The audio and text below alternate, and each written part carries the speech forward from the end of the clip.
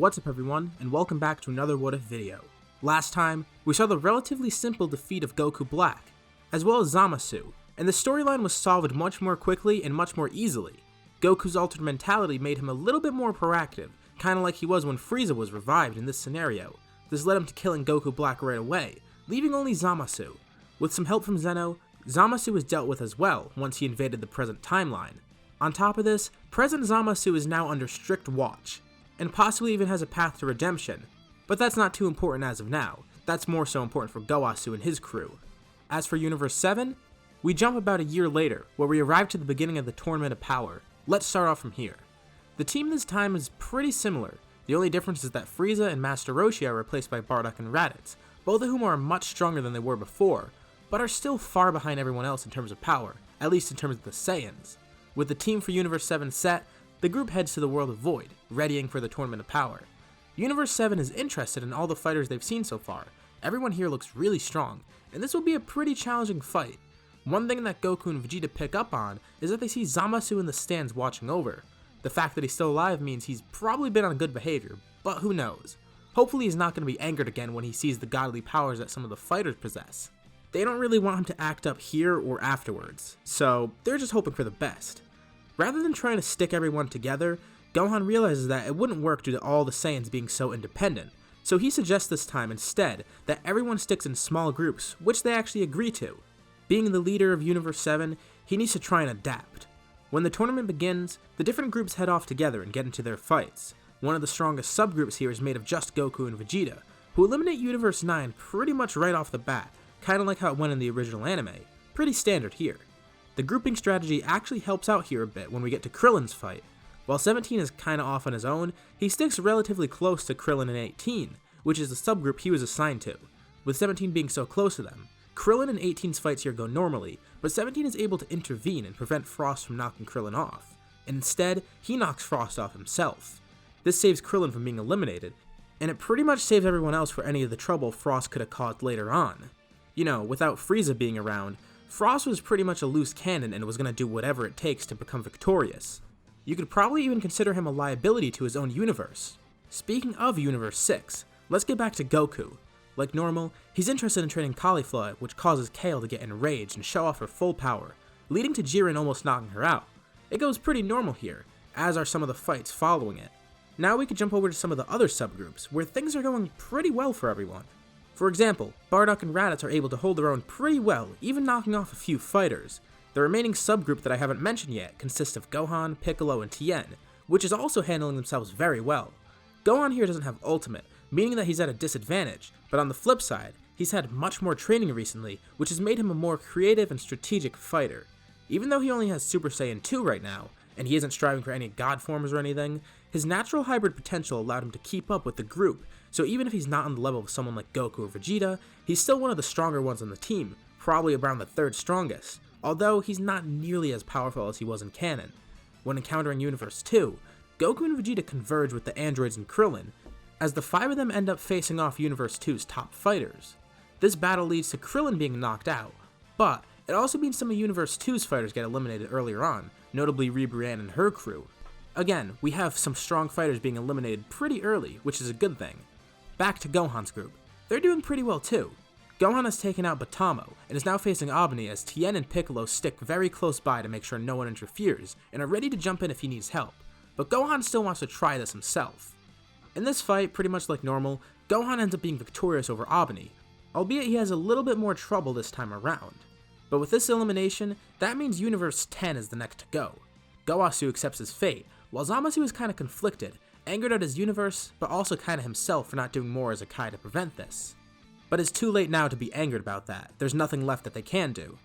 So he and Gowasu say their farewell as their universe is erased.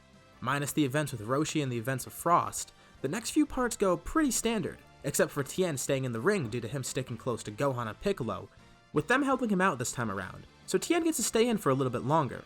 We arrive at the Spirit Bomb, and this part also goes pretty normally. Goku faces Jiren, ramping up his power all the way up to Super Saiyan Blue Kaioken, and eventually finishing off with a Spirit Bomb, which he falls into. This causes the awakening of Ultra Instinct, amazing everyone with this power. The rest of the Saiyans are stunned at the power of Goku, but particularly Vegeta and Bardock are.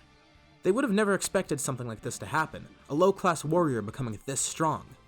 Bardock can't help but feel a sense of pride for his son. Even though Saiyans aren't really close to their kids like that, we have seen that pride can be a big factor in that, notably with people like King Vegeta and Paragus taking pride in their son's power. Raditz on the other hand can't help but laugh, remembering the Kakarot that he once fought, now being able to do something like this.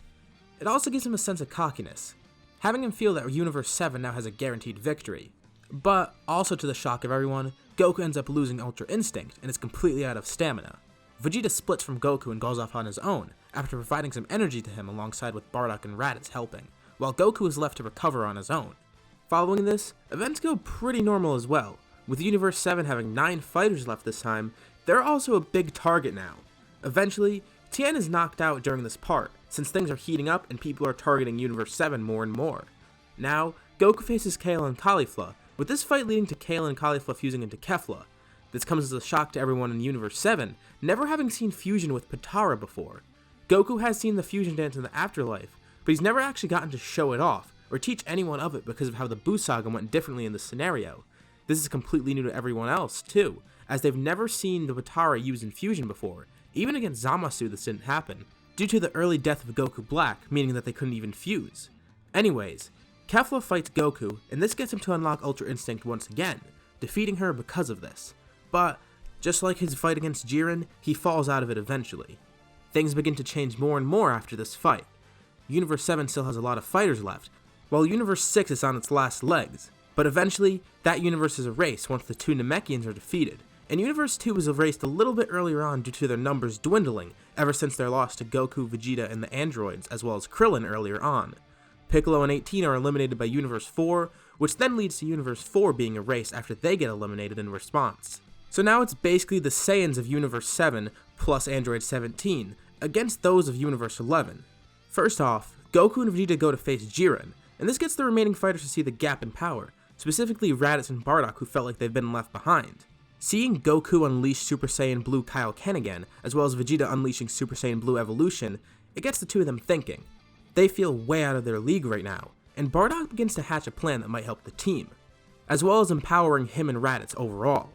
Bardock shouts to the stands, and remembering that thing that Kefla did, he asks Shin if they could use that thing that they used, the earrings. Shin and Beerus argue against it, saying it'll mean they have one less fighter, but Bardock and Raditz tell him that they feel they're not pulling their weight right now, and they'd be much more useful combined into one strong fighter. Realizing that Bardock is kinda right, Shin and Beerus reluctantly agree, and they toss them the earrings. This should be pretty fun.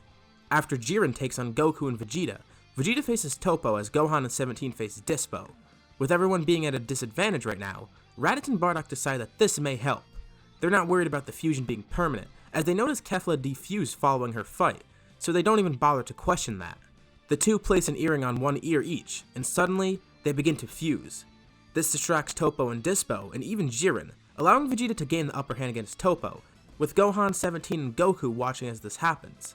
It's just like Kefla before. Bardock and Raditz have now merged into one new fighter. He's not Bardock, and he's not Raditz, so why not just call himself Barditz? The new warrior is amazed at his power, not expecting the fusion to be this strong. Powering up to Super Saiyan 2 instantly, he jumps into the fight between Dispo, Gohan, and 17, defeating Dispo pretty easily after getting help from the other two. It seems that this fusion was a good idea. Barditz is way more powerful and competitive than Bardock and Raditz individually, and they'll be very useful here. Vegeta is still facing Toppo, alongside Goku, but with Dispo gone and Gohan still in the arena, Barditz, Gohan, and 17 head over to help. Toppo hasn't gone into his God of Destruction mode, due to Frieza not being there to antagonize him, and Vegeta is facing him in blue right now to preserve his stamina rather than going to Super Saiyan Blue Evolution. This group of 5 is easily able to take out Toppo, although Vegeta is a little angered that he couldn't fight him on his own. Now, Jiren is the only one left. The group all powers up, preparing to face him. Vegeta goes back into Blue Evolution, Goku goes into Blue Kaioken, and Bardock's powers even further beyond his Super Saiyan 2. If you remember from the last part, they both had training with Beerus, but weren't able to access Super Saiyan God yet. However, this fusion gives a great boost in power and combines their God Ki to break their limits.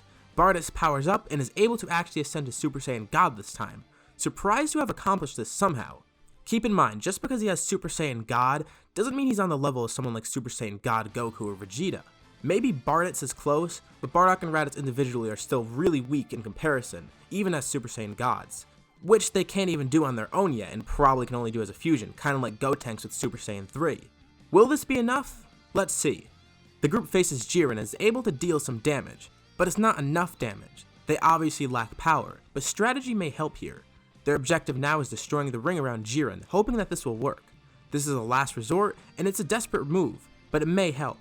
Jiren is able to pick up on this though, and he prevents them from doing it. He washes the floor with the group, completely draining their power and causing them to be badly beaten. Jiren attempts to knock everyone out, with his blast being stopped by Android 17, who detonates himself to protect everyone. With everyone badly injured, they still try and stand against Jiren. Vegeta tries to use the last of his stamina to face Jiren, but he gets knocked out, while Bardock and Gohan try to defend somehow. With all the energy used up from everyone, Bardock even defuses, leaving the group even weaker than before. Goku is even worse off and tries to help, but to no avail. Vegeta granted him some energy when he was knocked out, and that's the only reason he's still able to fight. Jiren first knocks out Raditz, followed by Bardock and Gohan. Goku is the only one left. Now, close to defeat, Goku is backed into a corner again, and it lets him access Ultra Instinct once more. But this time, it's different. Not only does he have the defensive abilities of Ultra Instinct, but he's able to attack Jiren and do some damage this time. Suddenly, Goku's hair and aura change, being surrounded by purple and blue flames and his hair turning into complete white. Goku has tapped into the true Ultra Instinct, rather than the Omen form that he had before. The fight between the two is a huge spectacle, and it's pretty much like it was in the original story, but this time around, it ends kinda differently. We've seen in the scenario that Goku doesn't really hesitate anymore, ever since his Kakarot personality kinda melded with his regular one. Not that he's completely merciless, but he's just a little bit less merciful than before, and this time is really no different. Once he has Jiren on the ground, he doesn't hesitate. He instantly powers up a blast and launches Jiren out of the ring, assuming that Ultra Instinct will probably wear off again. And he was kinda right to assume this because it does, and it completely drains all of his stamina and injures him. Jiren is knocked out, with Goku and Universe 7 being declared the winners of the Tournament of Power, all while Goku's spasming on the ground due to his loss of Ultra Instinct. He's in a lot of pain, but the victory kinda helps. Then, Android 17 crawls out of the rocks. This wasn't the big reveal that he was waiting for, but everyone's just like, hey, Android 17's alive, cool. Even better, Goku is declared as the MVP, and he makes the wish to restore all the universes. He doesn't want to see all these strong fighters go just like that.